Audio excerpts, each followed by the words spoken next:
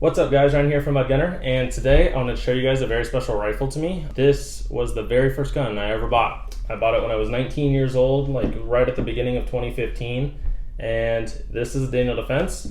It started out life as a Daniel Defense V5 lightweight, which is a 16-inch gun, and currently in its current configuration, it is a 12.5-inch SBR. So today I wanted to go through everything I've done with it, show you guys some footage of me shooting it.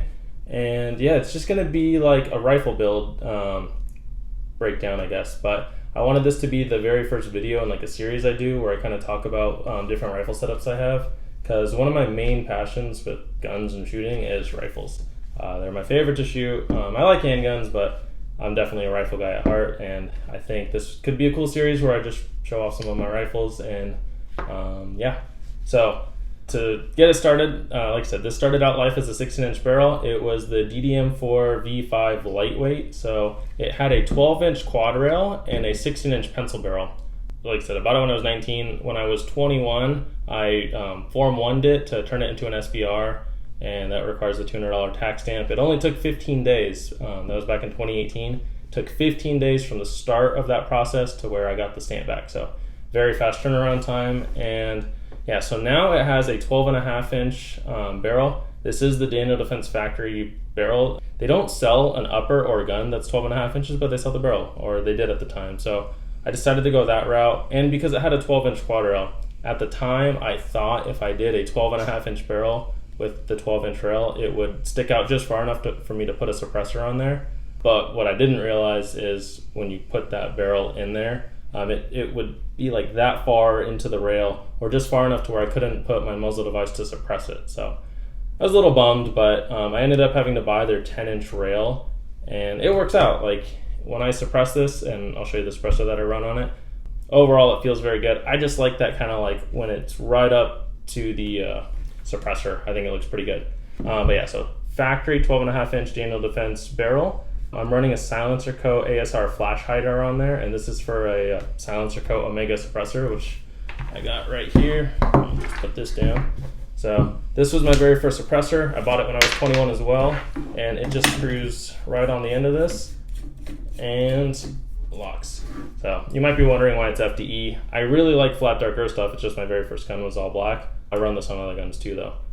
This may not be the permanent setup on here. At some point I've thought about doing like a Griffin M4SD2 suppressor just to make it all black. So it's not a permanent suppressor for this, but it's been on here since 2018. So I like it. It's definitely quiet enough for a 5.56 suppressor.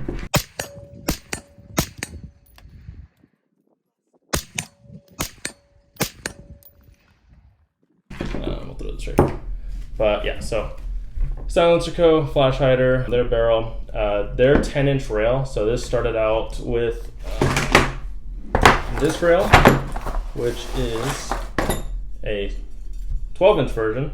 So again, the flash hider would stick right inside it, and I wouldn't be able to suppress it. So I had to go the 10-inch rail, which I don't mind. Maybe at some point I'll build another gun, because I also have the 16-inch barrel still too. So yeah. So that's the front end. I am running Magpul MBus Pro flip-up sights. So these are steel flip-up sights. This is what started out on the gun from the very beginning. I didn't have money for an optic at that time. I had the gun on layaway at our store, so I paid it off over a few months, and I wanted something on it, but I started out with the iron sights. So no regrets. They're steel sights. They work really well. They hold 0. So I'm very glad I chose those. And what's funny is at the time when I bought this, it was between a Rock River LAR 15, a Delton, like one of their elite models for like $1,000, and then I ended up looking at this model. I specifically wanted a gun with a quad rail to add my own flip-up sights. I didn't want the front sight post on the gun. And yeah, those were just the 3 options I looked at. Again, I was like 18. Well, I was 18 when I was like looking for the gun, and I didn't know anything about guns. Like I worked in a gun store, but I worked there for just a couple months at the time, and yeah, I didn't know any better. And I'm glad I didn't choose the Delton. I've shot them now. They're okay. They're like a good entry model AR, and it would have been a fine AR for me. But I'm glad that like the people I talked to at that time kind of persuaded me to go with Daniel Defense. And at that time, the store I worked at, we never had one in before, so it was a blind shot in the dark. I ordered it from one of our distributor sites and only had pictures to go off of. So I have no regrets as far as getting this goes. What else? Yeah, so iron sights were the very first thing I put on there. What's funny is I have this target. So I cut out this cardboard target and I shot this the very first time. I have my little thing, Ryan's first 5 shots ever from 40 feet away, March 15th of 2015. So I saved that. I guess I still have it, and I don't know. I thought it's just interesting, like what phases you go through to get you where you are. Because at that time, I picture myself just being like a total noob with guns. I didn't know anything about guns, and now I'm like, now I might be a little bit of a gun snob. I have high-end taste. I really like high-end guns. Part of it's just where I work. I get to see multi-$1,000 ARs every day or every week, so I get to see a lot of cool stuff. So it's just hard to settle for the entry model stuff or even the mid-range stuff. And like these out of the box, I'd say is more of a mid-range. You change a lot of things on them to make them like a high-end gun, but they are a very good base platform to do all those upgrades to. Very little parts on this gun are the original parts from when I bought it. So changed the barrel, changed the rail, changed the trigger. So it came with a standard mil-spec trigger. They're like 6 or 7 pounds. Now it has the Geisley Super Dynamic Combat trigger in there. So it's a 2-stage trigger. It's like 4.5 pounds altogether. At the time, Dana Defense didn't even have their own furniture line. They had this vertical grip, and you can tell this is an early Dana Defense vertical grip because there's no rubber on there. All their new ones have these like rubber inserts. This is just all plastic right here. And yeah, this is just their early vertical grip. I'm glad I still have it. And they had an A2 grip on there, did not have their own, again, they didn't have their own furniture line. So had an A2 grip. I replaced it with this BCM. I don't know what version this is, Mod 0, Mod 1. I replaced it with this BCM grip. I really like it. This is just a Magpul trigger guard. This came factory with it at the time. So Magpul trigger guard, BCM grip.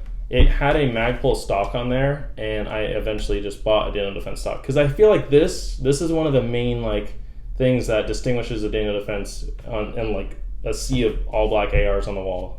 If you see that stock and you kind of researched a little bit, you'll know that's a Dana Defense based off that and by their upper receiver marking right here. And mine says DDM4V5LW for the lightweight barrel.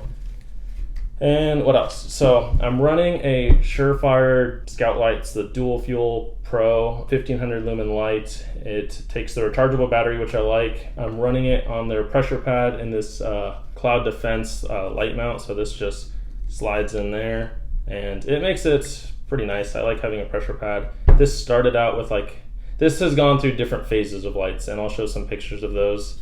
It had like an old stream light at one point. It had, for the longest time, it had an Enforce WML 400 lumen light, but this past year I finally upgraded to Surefire, and I like it. It's only, when I put an optic on there, it's only ever had EOTechs on here. I think this is the second or third one. It had an XPS2 on it at one point, which is just the direct thread like mounted EOTech. Now this has the combo on there. It's an EXPS 2-2. So it's got 2 dots in the middle, it's quick detach, and then I'm running the G33 magnifier. And the magnifier is nice because I can flip up my sights and look right through the glass on the gun. And it works good. If I need magnification, just fold it down and fold the magnifier over. And yeah, it makes it a very nice package. And my charging handle, this is a Bravo Company charging handle. It's their Gunfighter. It's one of the older ones. I like it, no complaints. I like Radian charging handles too. I have those in a lot of my other guns, but this was the very first charging handle upgrade I did, so I decided to keep that. And then I am running a Radian 45-degree safety selector. That is definitely my favorite safety selector out there. I'm running a Viking Tactics sling. It's their padded quick detach sling. These are very comfortable. I use these on a lot of guns. It's quick detached to the stock and then the front of the rail right here. I can't take it out. But yeah, stock in the front of the rail. I like their pull tabs. Some of them have different pull tabs, but this one's kind of like the leathery strap one. It's very comfortable, and it's comfy. If you're holding this rifle for hours and shooting in the desert, it is very comfy to have on you for long periods of time. And yeah, so I'm going all over the place here, but the rail ladders, these are just like black Magpul rail ladders. I put them on all the spots of the rail I'm not using. I think it makes it a little bit more comfy to hold and kind of protects your rail if you were to ding it up against stuff. But yeah, so shooting this rifle, it shoots so nice.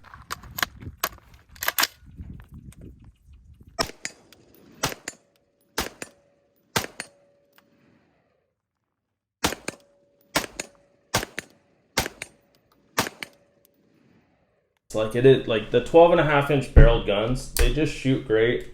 It's very comfortable. So the way I hold this being a right-handed shooter is my hand kind of C-clamps it. So the grip's a little big, but it doesn't bother me. I C-clamp it, and then I got this pressure pad for the light. I don't want to blind myself, but pressure pad for the light. And whether I go from either side, I can use the pressure pad on this side, or I could press the button right here with my right hand, and it just makes it very comfortable. I get to do some like shooting drills every week, and I bring a variety of guns, but when I run my Daniel Defense, it just runs very smooth.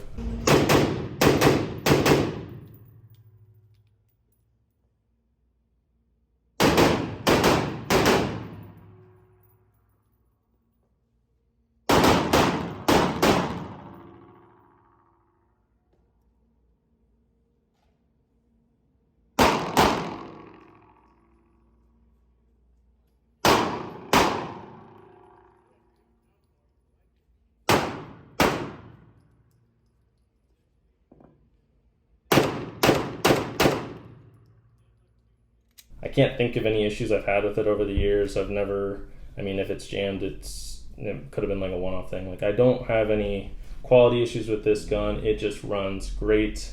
It is very comfy, and just being a 12.5-inch barrel, it's great all-around gun. Like I could do, look, this is probably my main home defense setup.